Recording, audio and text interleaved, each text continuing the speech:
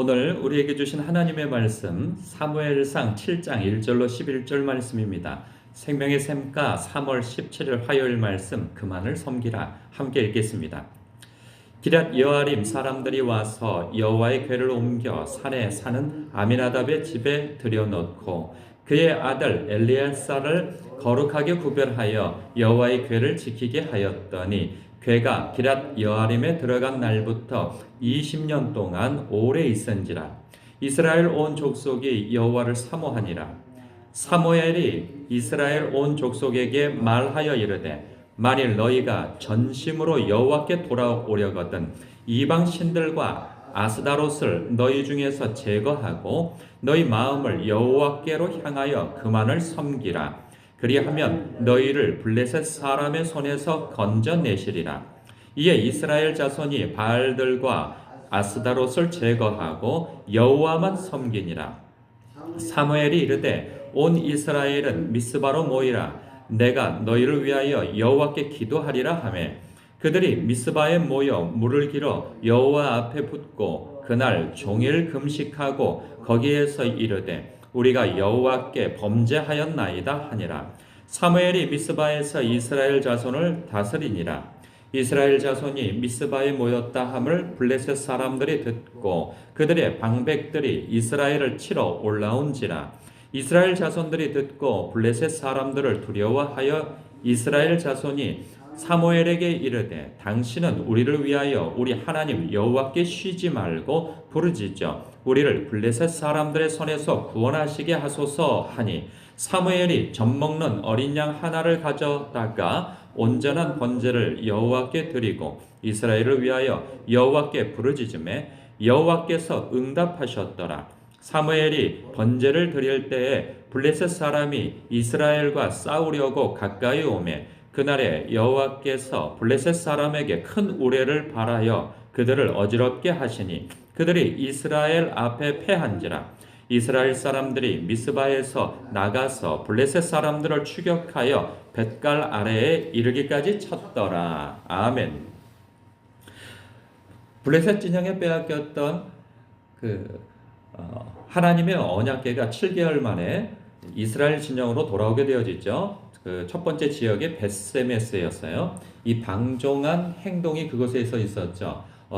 이 안에 도대체 무엇이 들었나 하고 뚜껑을 열었다가 수많은 사람이 하나님의 징계를 받아 죽게 되어집니다. 그들도 덜컥 겁이 나서 마치 블레셋이 아스돗에서 문제가 나서 이웃 마을에 넘긴 것처럼 기럇 여아림 지역에 이 여호와의 언약궤를 그들로 하여금 또 토스를 하여서 보내게 되어지죠. 우리가 감당할 수 없도다. 너희들이 감당해라 해서 보내게 되어졌는데 이 기럇 여아림에서는 제사장 한 사람을 뽑고 그렇게 해서 그 거룩하게 구별하여 그 한 사람으로 하여금 그 여호와 하나님의 그 궤를 언약궤를 지키게 하였죠.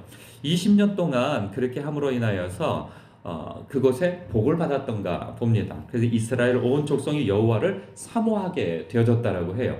왜 사모하게 되어졌는가? 이전에 블레셋이나 그 주변 지역으로부터 압제를 당하고 어려움을 당하고 그래 하였는데 나라가 정치적으로나 사회적으로 평온함을 경험하게 되어진 거죠.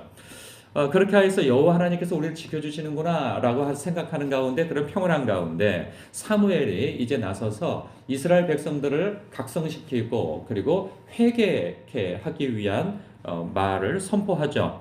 그래서 너희들이 여호와 하나님을 진심으로 섬기려 하거든 너희들이 전심을 다하여서 하나님을 섬기려 하거든 이렇게 하여야 한다 라고 하여서 그들로 하여금 너희들이 섬기고 있는 그 우상을 버려라 버리고 돌아와라 그것을 품고 있으면서 여호와 하나님을 섬긴다 말하지 말아라 하면서 그들로 하여금 회개를 촉구하게 되어집니다.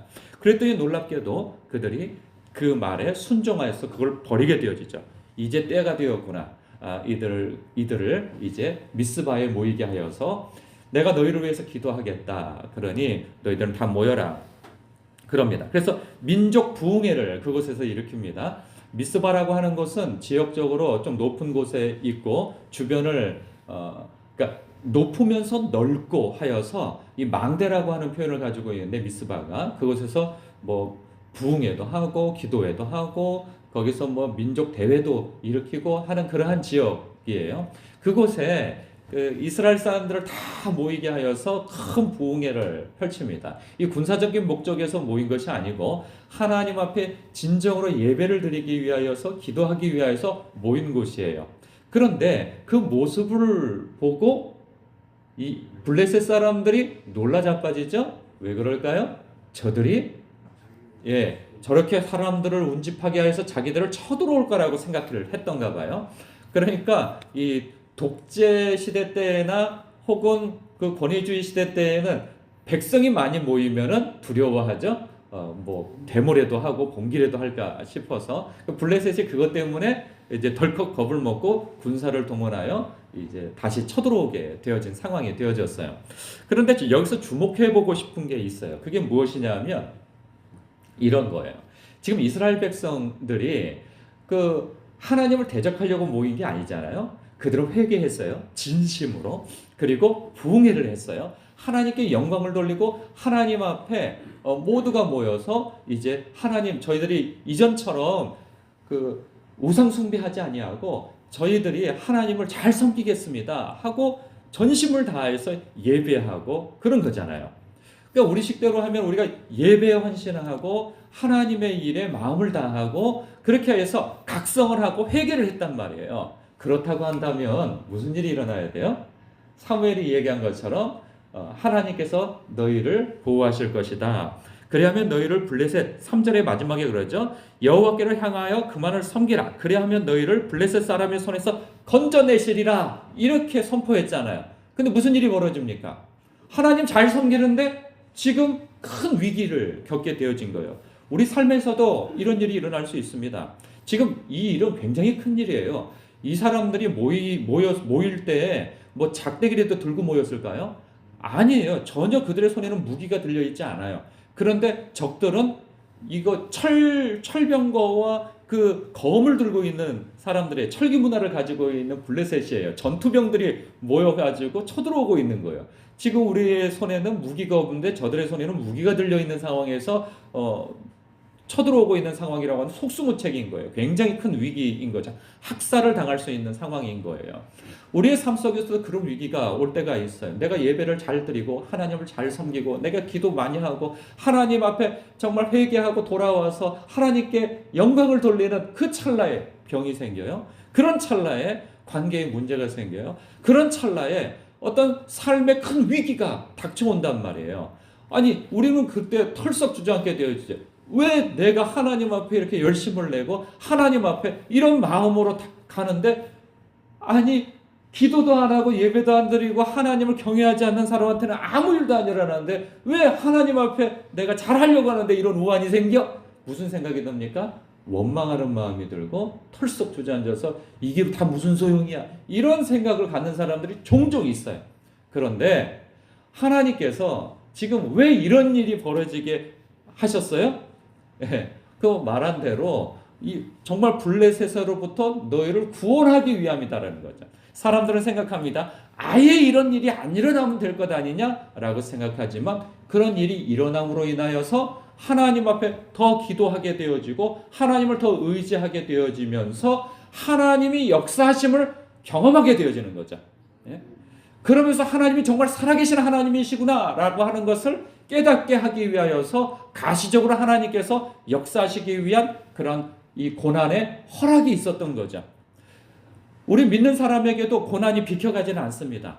그럴 때 우리의 태도가 어떠하여야 하는가에 대해서 우리에게 힌트를 주는 거죠. 너희가 나에게 올 때 이런 위기가 있거든. 내가 너희와 가까이 있다는 것을 확인하는 때라. 너희는 기도하라. 라고 하는 그러한 메시지로서 오늘 말씀이 우리에게 주어진 것입니다. 이때 사람들은 당황하고 두려워 떨어요. 그러면서 그러나 그들이 회개한 지점에서 한 행동이 무엇이냐? 사무엘에게 우리를 위해서 기도해 주십시오 하고 그들이 한 마음으로 모여서 물론 두렵기는 하였으나 하나님 앞에 예배하는 모습으로 하나님을 의지하는 모습으로 한 마음이 되어졌다는 거예요. 사실 뭐 다른 방법이 없죠. 그들이 나가서 싸울 수 있는 것도 아니고 그러한 방법에서 하나님 앞에 마음을 모아 기도할 때 하나님께서 역사하셨어요.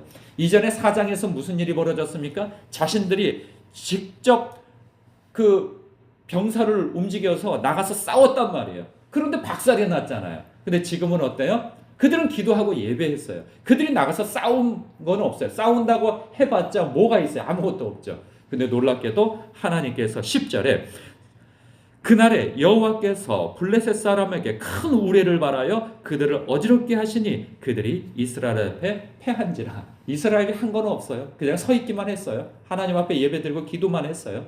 그런데 하나님께서 역사하여 그 문제를 해결해 주신 거죠. 우리의 삶 속에서도 내가 해보려고 막 애썼는데 안 되던 일이 놀랍게도 기도하고 애썼을 때 하나님께서 사람의 마음도 움직이시고 하나님께서 그 환경도 움직이셔서 합력하여 선을 이루시고 복을 이루시는 방향에서 우리로 하여금 하나님이 참으로 살아계시구나, 하나님이 참으로 이 역사하시고 일하셨구나 라는 것을 깨닫게 하시는 때가 있다는 거죠. 사랑하는 성도 여러분, 오늘 말씀 속에서 우리에게 주시는 메시지는 분명합니다. 너희는 내가 지킨다. 너희는 내 안에 있다. 너희는 내 안에 있을 때 존귀한 자라. 너희는 내 안에 있을 때 안전한 자라. 이것을 우리에게 알려주시고 싶은 것입니다. 사랑하는 성도 여러분, 요즘에 정말 한치 앞도 내다볼 수 없고 이 불안한 세대 가운데 우리가 살고 있어요. 온 세계가 전쟁의 도가니이고, 그리고 이 나라 경제가 어떻게 갈지, 사회가 어떻게 갈지 한치 앞도 내다볼 수 없는 이 불안정한 세대 가운데 사람들이 얼마나 두려운지 날마다 점집을 찾아가고 우리의 미래는 어떻게 될까 점치기를 바쁘고 막 이런 세대 가운데 있습니다. 이때 우리가 하나님을 더 예배하고 회개하고 나 자신을 정결하게 하여 하나님 앞에 나가는 마음으로 우리가 서야 할 것입니다. 오늘도 그 마음으로 주님 앞에 기도함으로 여러분을 둘러싸고 있는 문제가 주 안에서 해결되어지길 주님의 이름으로 축복합니다. 기도하겠습니다.